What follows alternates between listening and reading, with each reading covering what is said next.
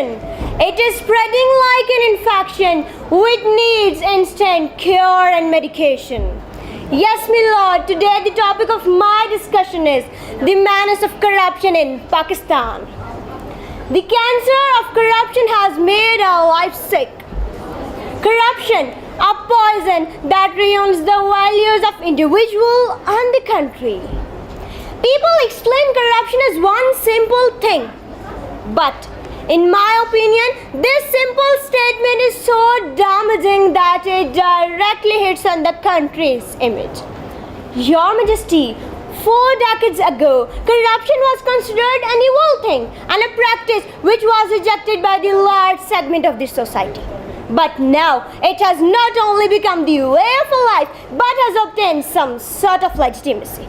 Those who are not corrupt are certainly in a minority as compared to those who are engaged in corruption by design and by default. With the reign of ethics, values and moral tradition, corruption is permitted far and wide in our society to the extent that it is considered as an ordinary practice and necessity. My dear fellows, some of the most corrupt institutions identified by TI in Pakistan are police, power sector, land administration, local government, judiciary, health, taxation and customs. Mr. President, when the youths are vulnerable to corruption because of a reign of ethics, values, lack of accountability and transparency, the outcome will be the menace of corruption. My dear fellows, this is exactly what is the ground reality in Pakistan. No government body is safe from corruption. In order to effectively deal with the menace of corruption, federal government established National Accountability Bureau, NAB. NAB was given the responsibility to cleanse Pakistan from corruption. In fact, corruption cannot be eradicated only by NAB, as it must get the required support from state and societal institutions. When the menace of corruption has deepened and has acquired patronage at the highest level, NAB is simply powerless in fulfilling its mandate. Mr. President, corruption has put a question mark as far as the future of Pakistan is concerned. As said earlier, Pakistan has reached the stage of fragile state because of misgovernance, breakdown of rule of law, extremism, poor work ethics and rampant corruption.